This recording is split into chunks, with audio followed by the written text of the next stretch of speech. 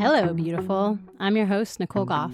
Welcome to the Ecstatic Life Podcast, the podcast for women who want it all: health, wealth, freedom, authenticity, love, beauty, all of the hidden gems just waiting to be uncovered. This is the podcast for women who are ready to discover their inner creatrix, to discover their inner manifester, and who want to find the ecstatic in every day. Hello, and welcome back to the Ecstatic Life Podcast. I am host Nicole Goff, and today I am here on a solo cast to dispel a myth.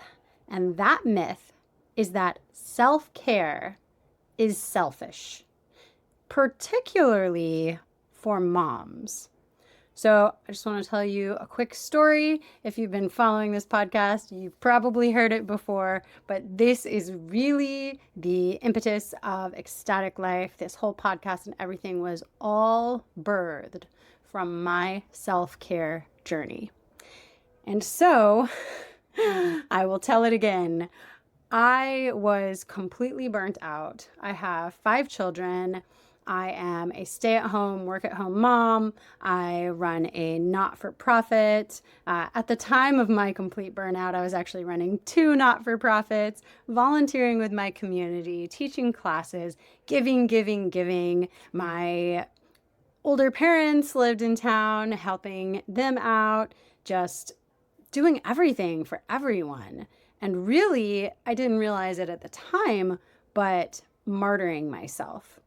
And I had to literally have some kind of breakdown to get any relief, to have an excuse to take time off, to really rest and to nourish myself. I had to have some kind of massive breakdown, which usually was some sort of health crisis, or, I was getting mastitis all the time. So with each of my 5 children, actually for the first 4, with the 5th, I had started my self-care practice. And so it wasn't nearly as bad with him. But with the first 4, about a dozen times, so about once a month or more, for the first year of their lives, I got horrible mastitis. And I would be in bed with a fever and chills, unable to function at all for 24 hours each time. And this was my body's way of telling me, bitch, get in bed and take care of yourself, lay down. And even when I was postpartum and I had little babies, I would be up, with my newborn still like bleeding all over the place, it's still totally raw uterus inside. And I'm up caretaking other people, totally managing my household. And part of this was not knowing how to accept help. And part of this was thinking that that was what I was supposed to do. And part of it was, conditioning. And I had a lot of pride in that. And we're just not taught also how to care for ourselves in these ways. And this myth of taking that time off being lazy, of self-care being selfish, is just really ubiquitous in women, in moms, I should say.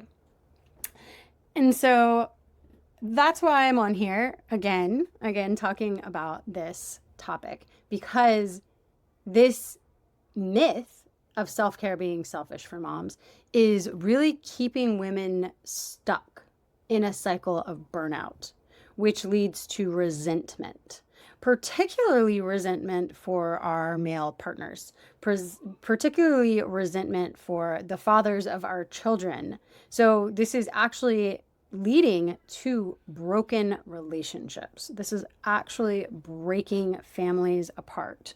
So it seems counterintuitive, but getting radically selfish is what I have found to be the best portal into saving your marriage and creating a healthier relationship. Not only that, but to becoming a better parent. And again, that sounds counterintuitive. Taking time away from your family and focusing on yourself actually makes you a less selfish parent. but that is exactly what it is. So again, I call this being radically selfish. And I want to dive into what that looks like a little bit later. But right now, I would like to tell you kind of the history to explain the lie that we have been fed, how this came to be. This is, in my opinion, cultural conditioning. And I believe there is a top down nature to this, that it is in a lot of ways planned, or it is an agenda. And I believe that it serves the purpose for actually breaking up families. And I do believe that that is a large agenda that is afoot right now. And I see this as part of it because women are praised for this martyrdom, and we are told that we can do it all. And we are also broken up into nuclear families. And I believe that was a huge disservice to women, particularly. When nuclear families were pushed as the norm, our tribe was taken away from us. Our sisterhood, our support network, our mothers and our aunties and our sisters and all the women in our community that used to be around us, that lifted us up and supported us. We supported each other. Women living communally in that way support each other. And when the nuclear family was glorified, all of that was stripped away from us. And so our support network was stripped away from us. And now you add another layer that women were told that they should be in the workforce. And this serves not the family. In no way does that serve the family, not the woman, although it was packaged as liberation. But it serves neither of those. It serves taxes, it serves government, it serves the control grid, many other things that it serves, but it definitely does not serve the family. It definitely does not serve children, and it doesn't serve you as a mother in any way. And so this combination of stripping away our support network, and then this push, this glorification and this push of most women into the workforce, and really demonizing in a lot of ways women who wanted to stay home. That has been seen in recent years as backwards, as this like outdated, subservient, like weak thing to do. So women have been actually praised, incentivized, all kinds of things for going out into the workforce and being breadwinners, and then coming home and still doing the lion's share of the housework and childcare. So we are really just constantly go, go, go, like spinning our wheels, doing. There is never time for any rest in that reality. And as I was saying before, this causes exhaustion and leads to illness and burnout.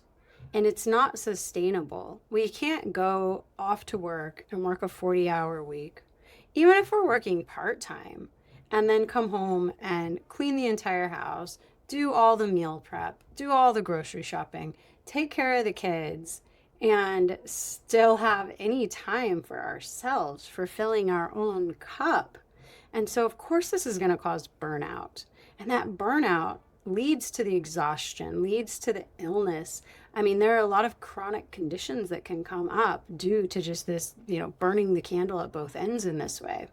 And not only that, but that burnout leads to resentment of our husbands, particularly because we see the fathers of our children as extra children we have to take care of, as not pulling their weight, as not supporting us, and we feel unseen and unsupported and unloved.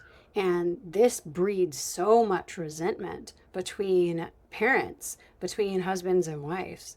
And a part of that too is a lot of us not having good boundaries around our time and good boundaries around our need for support. And this is another part of that martyrdom. It's another part of being praised for that. Asking for help is somehow seen as weak. And we're not taught how to ask for help. We are taught to micromanage. We are taught to bitch and complain, but we are not taught how to vulnerably ask for the help that we need or how to receive it. And I know a lot of women tell me that they shouldn't have to ask.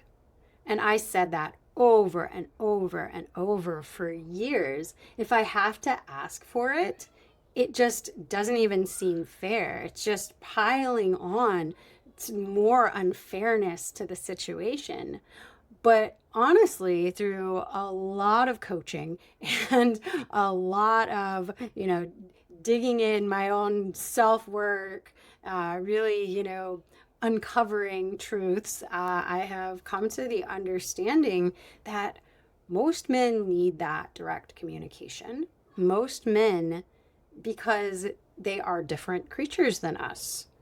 Dads are not moms. And again, this might offend some people, but our natural role in nature, in all of nature, right? For the rare occasion where you get like a seahorse who he fathers, right? But for the most part, moms are the ones that are the caregivers.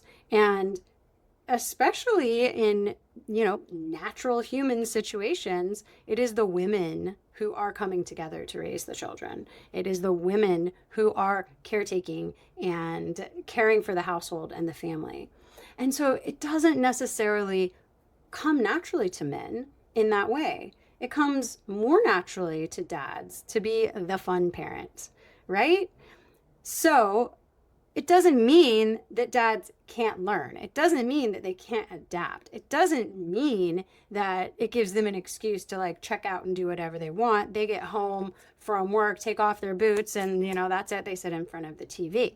No, it's not to say that, but it's to say that possibly a different approach for getting that help and getting that support is called for. But that first has to start with your inner work, with the reframe that self-care is not selfish, but actually self-leadership. That it's not indulgence, but is actually a requirement for being a whole and happy woman. And for being a good wife and mother, I would say. Because you can't even really ask for what you want and what you need if you can't even identify it. So it's really starting there. It's really starting with doing that work and looking inside and finding out what you really desire. And in doing this and intending to yourself, tending to your body, your mind, and your spirit, you bring yourself back into wholeness, back into alignment. And I say this all the time, but you can't pour from an empty cup. And when you do that, when you really get yourself back into wholeness, there is so much overflow that happens to the family, for the family. There's so much more of you to give. Because if you find yourself at the end of the rope, snapping at everybody, feeling totally frazzled, how can you really show up as the woman who you want to show up as the supportive wife or the loving mother, as the calm parent, whatever ways you really are feeling like you desire to show up as? How can you do that if you are literally at the end of your rope? It was a huge turning point in not just my life, but my mothering and my marriage when I started taking care of myself. That energy that I regained, that wholeness that I regained, had a ripple effect into my entire household. It wasn't just that I felt better too, but I actually started looking better. I actually regained a vibrance that I had lost. I look at old pictures of myself and I I was looking a little dead. I had more weight on my body than I wanted. My hair was thinning.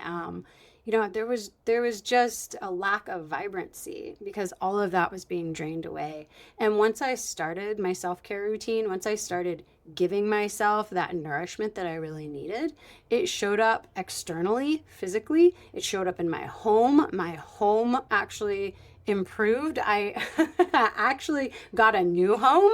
I ended up deciding where I was not suiting me, and I really, manifested it, made it happen that we got a house on a lake, and that just feels so much more expansive for me, and it's just so many beautiful things have shifted. My marriage was literally on the brink of divorce until I started caring for myself, and that is what brought it back. Without that change, I probably would not be married at this point. And so when you look at it like that, how can taking that time for myself be selfish? It can't be. It can't be selfish. It's a pure myth. Me reclaiming my time, my passion, my energy, my vitality, my loves, all of this has given back to my family in innumerable ways. I would really credit that for literally saving my family. And so, what are some tools? What are some tools that you can begin to implement? If you are listening to this and you are completely resonating with the burnout and the overwhelm and the resentment and the lack of support, what can you start doing today to really heal this, to really embrace self-care? So where I started, and again, if you've been listening to me for a while, you've heard this so many times, I started with one bubble bath a day. That was the one thing I reclaimed. I reclaimed a bath by myself. But, it can be anything that makes you feel alive. So today, really, after you're done listening to this podcast, literally try this today, start today, and do it every single day. Take 5 minutes and pick something that makes you feel alive and happy and vibrant. And it can be anything, cranking up the playlist and dancing in your kitchen, singing out loud, going for a walk, painting, drawing, locking yourself in the bathroom, lighting some candles, and taking a bubble bath by yourself. Whatever you are deeply craving, tell yourself, I deserve that. And take that time. Literally, it can just be 5 minutes. If you can pull off more, awesome. And do that one thing that brings you that much joy. Other tools that can seriously help are nervous system regulation tools. So this was another big part of my healing journey, of my feminine reclamation, and that was nervous system healing. Because when we are always go, go, go, we are in fight, flight, freeze, fawn, sympathetic nervous system activation all the time. And so bringing myself out of that, really activating my parasympathetic nervous system, your relax, rest, digest system, really helped support this change too. And so for me, what that looked like was learning tools like breath work, grounding, embodiment rituals, meditation, and really taking up these practices every day. And also to give myself little mini breaks. So I call them also grown-up timeouts, little mommy timeouts, when I would feel the overwhelm coming on, to step away for a few minutes and to just take some deep breaths, to ground, to relax, to allow my nervous system to calm back down. Taking a little time to journal and to reflect is also really helpful and has been a very, very useful tool in this journey for me. And if you can, again, just carve out like 5 minutes, first thing in the morning or right before bed are both really good times to journal. And, maybe just start Start today. Get a notebook and write down a list or journal. Write down what makes you feel joy, what makes you feel nourished, what makes you feel alive, what do you truly desire. Start writing these things down. Let it flow. A simple act of pen to paper for just 5-10 minutes can be so healing.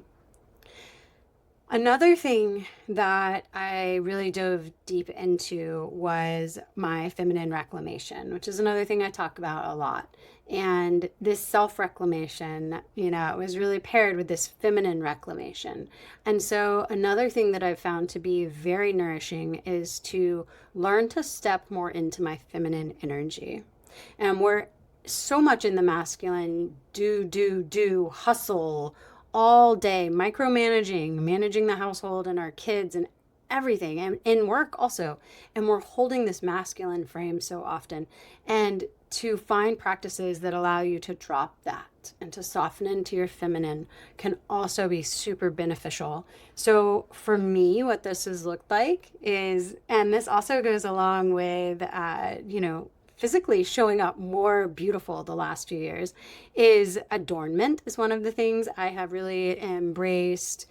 Adorning my body, which can seem a little frivolous probably, but it's really not. And it's also not selfish. This goes along with that whole idea that, like, as a mom, you can just wear your yoga pants and your baggy shirt and your messy bun, and it's like that's just mom life.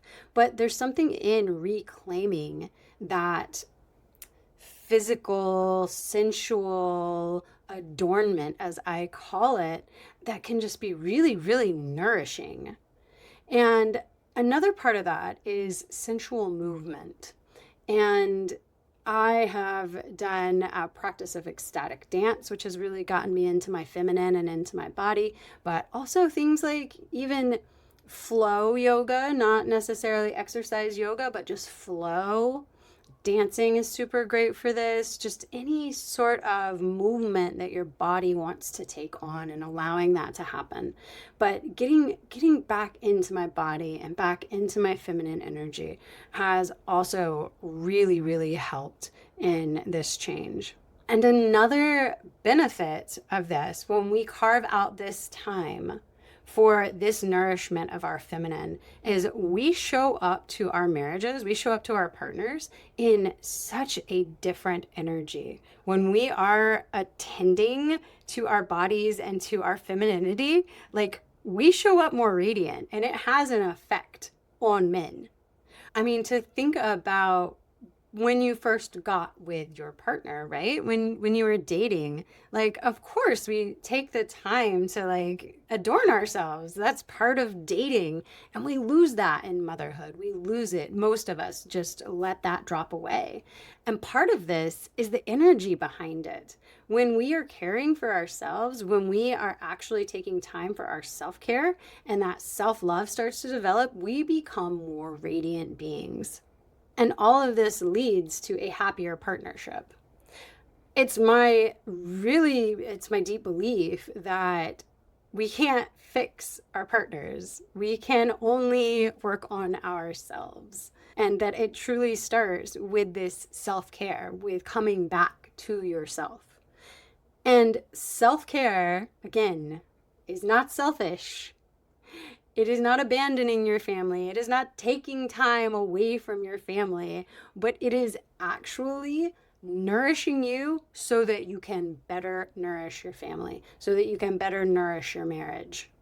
There is one more myth around this that I would like to dispel, and that is that spending money on ourselves is also selfish. That even going to a spa, going to get a massage, putting money into our own health. I mean, chiropractic, dental, all of these things, coaching, counseling, therapy, whatever it be, is also selfish.